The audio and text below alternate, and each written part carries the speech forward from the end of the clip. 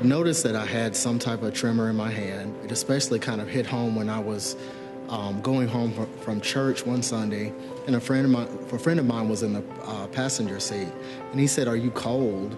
And I said, "No, I'm not cold," because it was in the middle of the summer. And I said, "Why did you say that?" He said, "Your hand is shaking." And I said, "Yeah, that's been doing that, every now and then or what have you." So I ended up going to my primary care physician, and we spent, I would say, at least a year trying to determine what was going on. Finally, she referred me to a neurologist. The neurologist came back in the room and said, "You have Parkinson's." And that kind of changed everything. He did ask me, did I have any questions? But as you can imagine, somebody comes and tells you you have an incurable neurological disease. How are you supposed to respond to that? What questions do you have immediately? I didn't understand how I could have been diagnosed so early, and I just swore that it was something else. It took at least a year in order to find the medication that was going to work for me.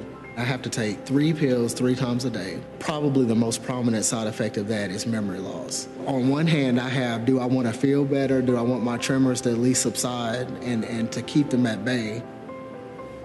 Or do I want to make sure that I'm able to keep my memory? To me, in my situation, I thought it was a no-brainer.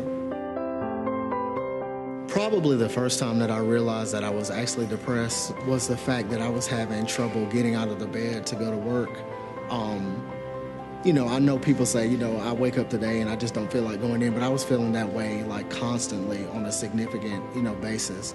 So I knew that something was going on that wasn't right. I think a lot of times that when people are depressed about something, especially if it's a medical condition, they feel depressed because they feel like they're probably the only one going through that particular, situation or condition. I think the depression would be a bigger issue than it is if I did not have a support system that I have in that support group. One day, one of the nurses called from the neurological department and said, asked me was I aware of a support group that was, in town. And she said, it's young, early onset Parkinson's, you might want to check it out. And so at first I was like, not really interested in doing anything like that. But I ended up going because they meet once a month. That's probably the best thing that I could have ever done. I love my support group. They love me. The thing that's so great about the support group is that there's actually people in the room that can actually speak to your situation.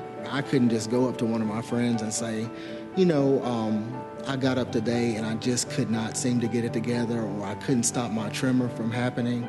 They don't really understand that, and it's not their fault. I do feel a lot better now, and I think I feel better now is because I've come to grips with the condition, and then the fact that I can actually help some people between the movement specialist, neurologist, the support group, and then members of my faith-based organization. I think that has really garnered a lot of support, and it kind of gives you strength.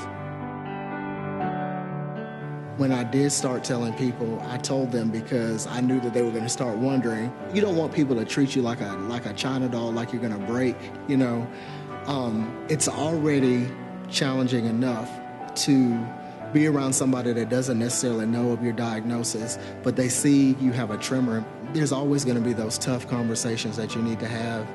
And if you don't and you're keeping all that stuff in, I think it tends to make the situation worse. So it almost was like a coming out of sorts. I actually confessed it on Facebook. And the people that really, really responded, it just kind of blew me away. Not that they necessarily had Parkinson's, but they had something that they were dealing with. Because reality is somebody always has something that they're dealing with. Because it's one thing if you're having to deal with something, alone or by yourself.